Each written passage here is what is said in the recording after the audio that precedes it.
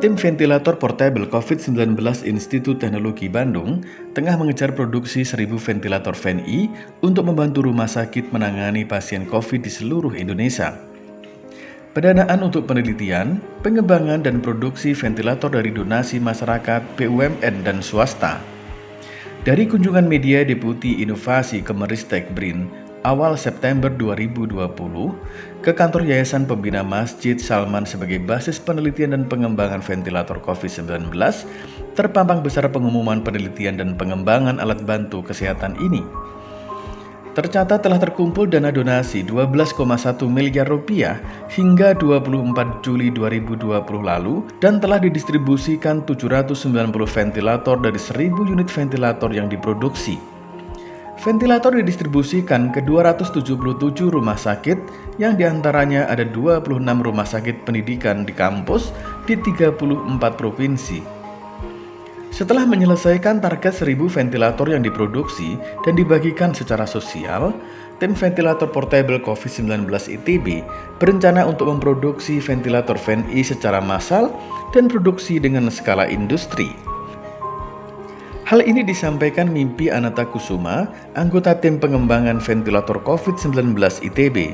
Untuk produksi non-donasi atau komersial, proses industri dilaksanakan oleh PT Reka Cipta Inovasi ITB yang bekerja sama dengan ITB, BUMN, dan swasta. Saat ini ventilator terus dilakukan pengembangan, sudah melakukan pengujian, perizinan, hingga sudah mengantongi izin edar. Prosesnya begini, kita membuat prototip, memang waktu itu fiturnya agak banyak walaupun belum optimal, tapi Dr. Ike dari Unpad menyarankan membuat tipe atau fungsi yang disebut CPAP tadi, Continuous Positive Airway Pressure.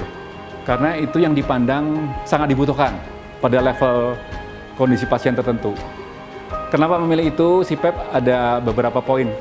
Pertama, bertujuan membuat alat tidak hanya untuk demo teknologi, tapi bisa diproduksi massal. Kedua, operatornya tidak harus yang paling spesialis begitu, tidak harus spesialis anestesi maupun ahli intensive care. Cukup ini dokter umum atau perawat biasa, sudah bisa mengoperasikan alat ini. Ketiga, kita memilih teknologi yang tidak sulit mencari komponennya. Karena saat itu, Maret April itu, di seluruh dunia itu berebut komponen alkes. Sehingga kita mencari alternatif bagaimana alat ini komponennya sebanyak mungkin di dalam negeri. Buat awalnya cuma 100-200, tapi begitu kita berproses, penyumbang itu berdatangan donatur itu.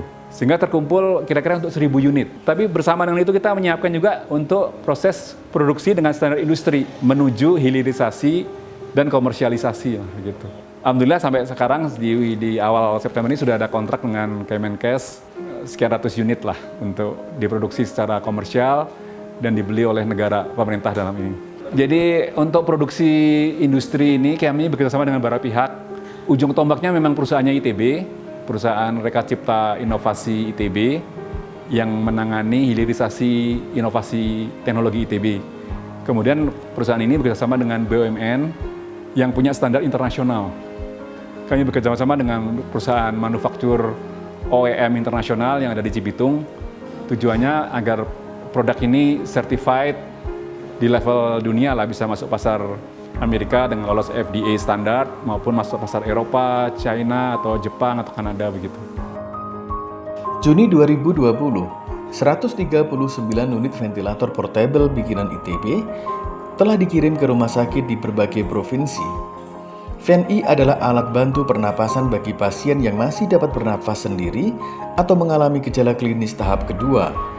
Alat ini dirancang mudah digunakan oleh tenaga medis di garis terdepan pandemi COVID-19.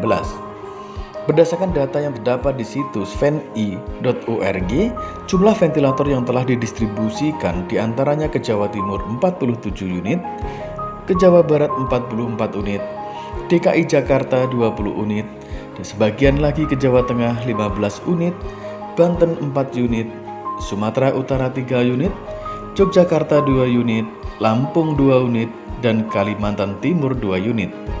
Tim ventilator portable Indonesia dibentuk atas kolaborasi ITB, Unpad, Yayasan Pembina Masjid Salman ITB, juga telah menyerahkan secara simbolis 3 unit VNI kepada Menteri Kesehatan Republik Indonesia, Terawan Agus Putranto, di kantor Kementerian Kesehatan Republik Indonesia beberapa waktu yang lalu. Ketua tim Syarif Hidayat menambahkan, FENI telah dinyatakan lolos uji oleh Balai Pengamanan Fasilitas Kesehatan atau BPFK Kementerian Kesehatan Republik Indonesia pada 21 April 2020. FENI juga dinyatakan lolos uji produk semua kriteria yang diuji sesuai dengan standar SNI.